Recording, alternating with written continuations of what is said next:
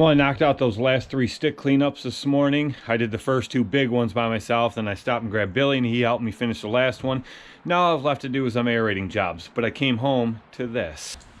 V3 fuel cage holder for my 5-gallon can, and 2 backpack blowers. These are the 2 backpack blowers I was waiting on that go with the 4-piece trimmer rack that will all go on my open trailer. And there is the other fuel cage there.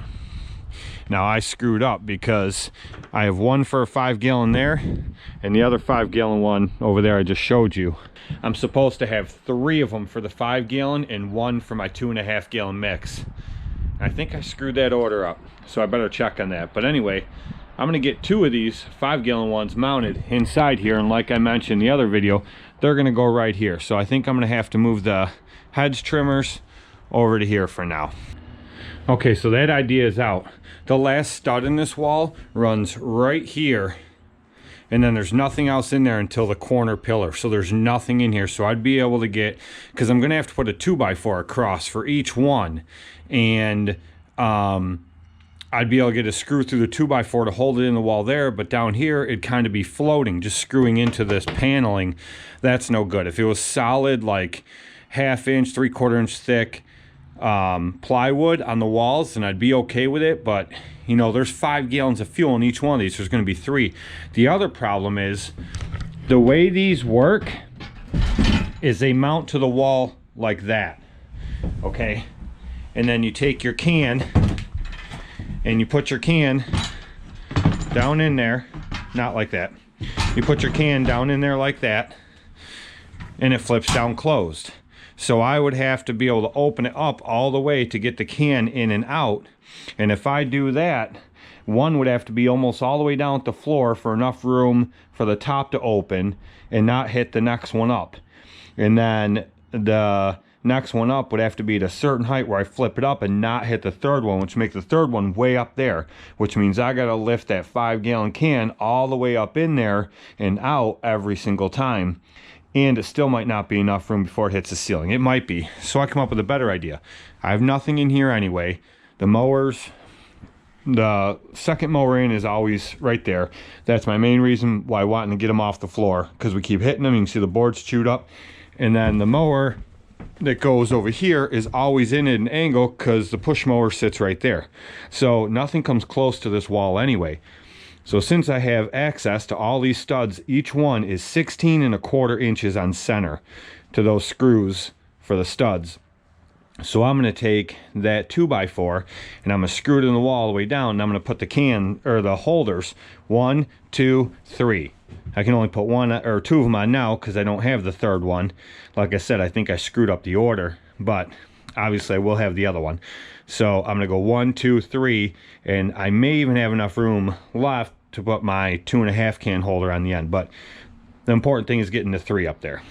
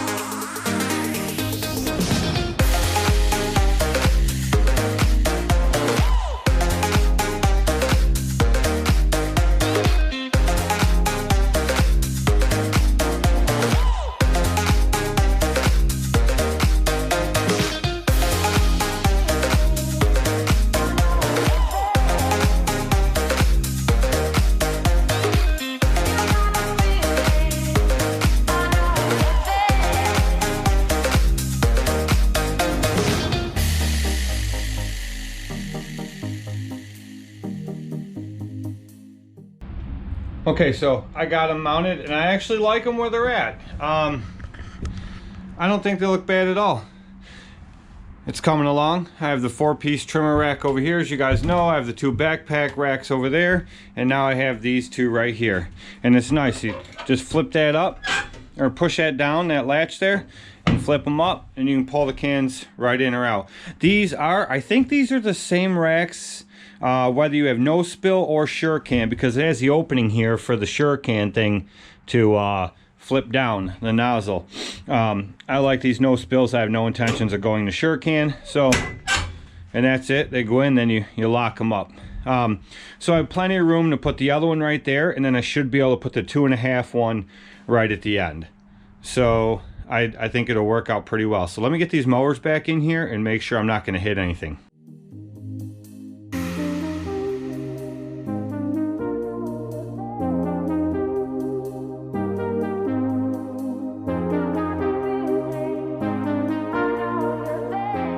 See plenty of room, and if I want to I can even leave the push mower at the end here.